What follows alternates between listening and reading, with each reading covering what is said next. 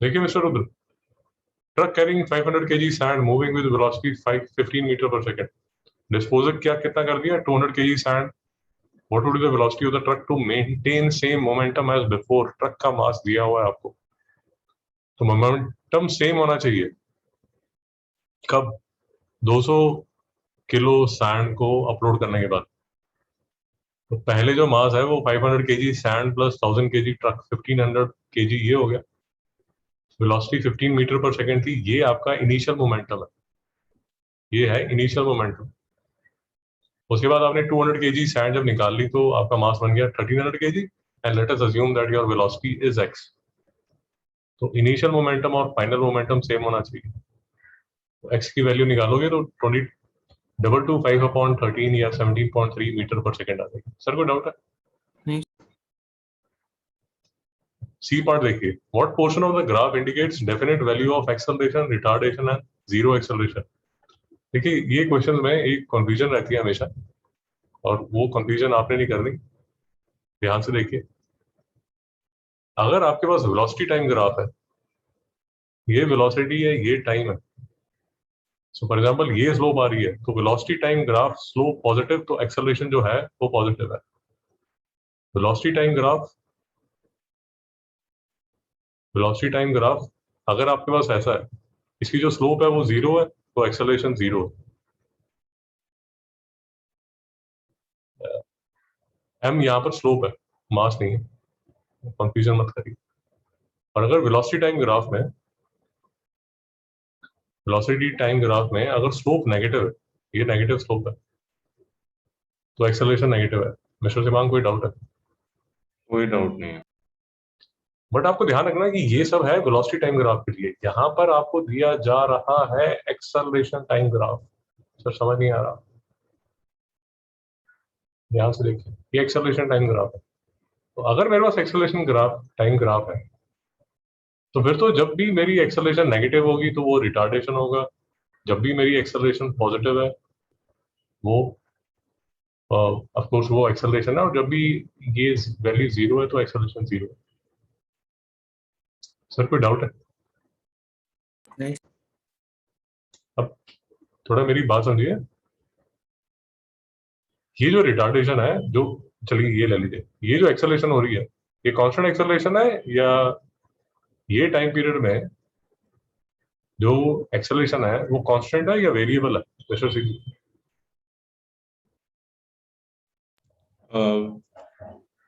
इसमें कांस्टेंट है। कांस्टेंट है। मिस्टर उधर समझ नहीं आया?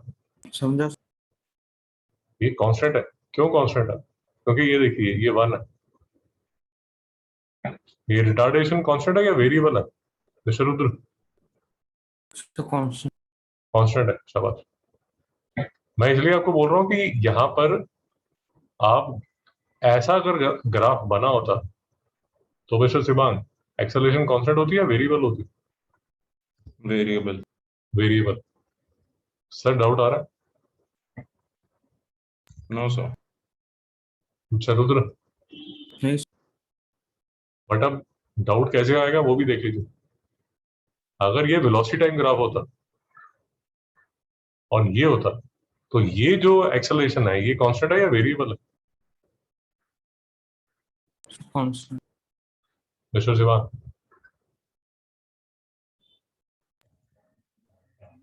कांस्टेंट, ये कांस्टेंट होता है क्यों क्योंकि वेलोसिटी टाइम ग्राफ।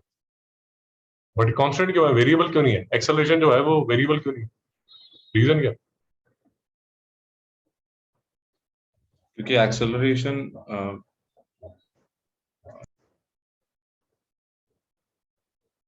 बोलो बोलो।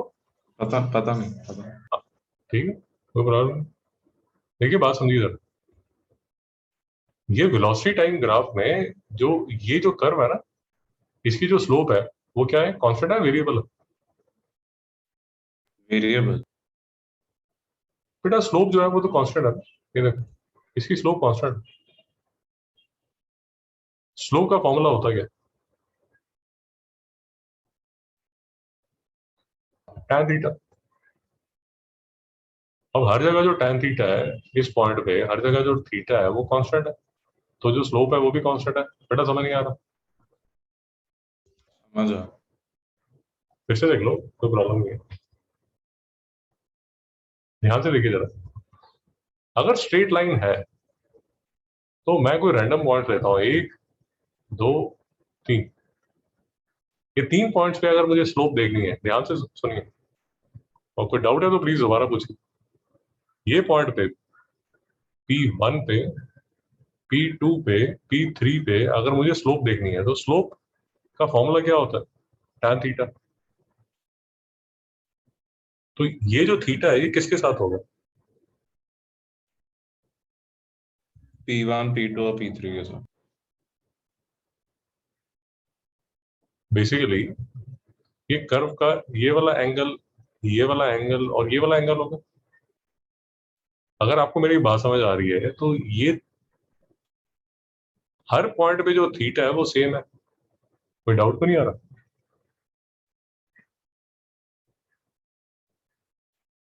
Mister Shivang,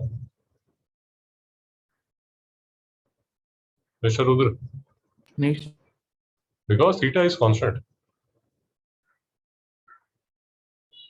tan theta is constant, slope is constant.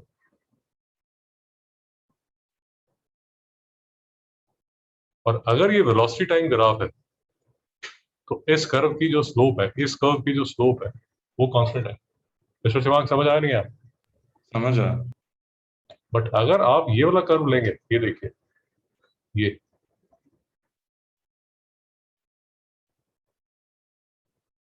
यहाँ पर अगर आप बात समझने की कोशिश कीजिए, इसको मैं थोड़ा बड़ा बनाता हूँ तो और आपको अच्छा समझ आएगा। ये आप जब कैलकुलस करेंगे तो आपको और अच्छी तरह समझाया जाएगा, बट यहाँ समझ लीजिए एक बार। ये वेलोसिटी टाइम ग्राफ है, इसमें मैं पॉइंट्स ले रहा हूँ। ये एक पॉइंट लिया, ये दूसरा पॉइंट लिया, ये तीसरा पॉइंट लिया। अब मैं एंगल्स देखना चाहता हूँ, ये पॉइंट पे क्या एंगल है, ये पॉइंट पे क्या एंगल है, और ये पॉइंट पे क्या एंगल है। देखिए,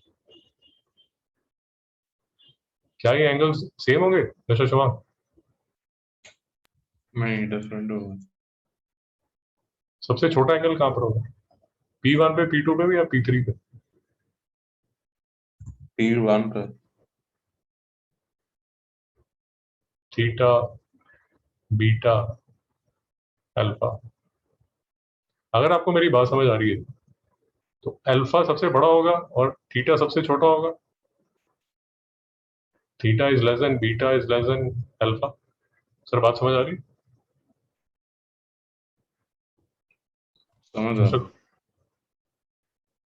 तो tan theta would be less than tan beta would be less than tan alpha. Sir बात समझ आ रही? तो सबसे कम स्लोप कहां पर होगी मिस्टर शिवान? P1 P2 या P3 पे?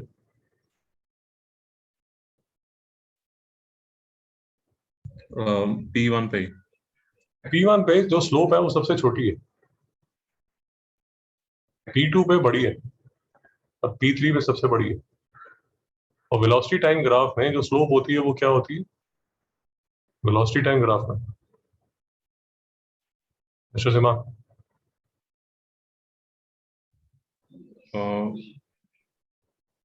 Acceleration, acceleration. नहीं समझ में आया?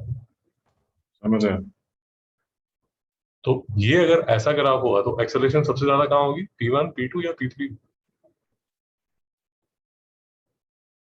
P3। P3। मिस्टर रुद्र समझ नहीं आ रहा? समझा। देखिए, मैं क्या समझाने की कोशिश कर रहा हूँ आपको, प्लीज आराम से समझिए। ये वेलोसिटी टाइम ग्राफ है, ये वेलोसिटी टाइम ग्राफ है। ये जो है ये कांस्टेंट स्लोप है। बट अगर ये वेलोसिटी टाइम ग्राफ हुआ तो ये वेरिएबल स्लोप है। मिस्टर शिवांग तक समझ आया? समझा। आप इसको ऐसा नहीं बनाना चाहते, आप इसको कैसे भी बना सकते हैं, वो कोई फर्क नहीं पड़ता, आप इसको ऐसे भी बना सकते हैं। इस केस में जैसे जैसे टाइम बीतेगा एक्सेलरेशन बढ़ेगा या कम होगा मिस्टर शिवांग?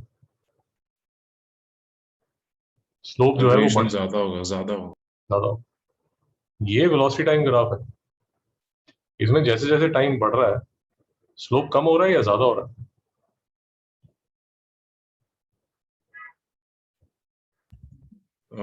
कौन? सॉरी, कम हो रहा। कभी भी डाउट आए तो आप लाइन बना के देख लीजिए, एक रफ लाइन बना के देख लीजिए, ये देखिए, तो आपको खुद से नजर आ जाएगा कि ये देखिए, ये जो एंगल बनेगा वो एंगल छोटा होता जा रहा है। मिस्टर रुद्र, समझ आ रहा है? हाँ। और याद रखिए एक बात, एक मतलब टैटू करा लीजिए, नोट कर लीजिए please, slope of VT graph, slope of VT graph is acceleration, याद रखिए।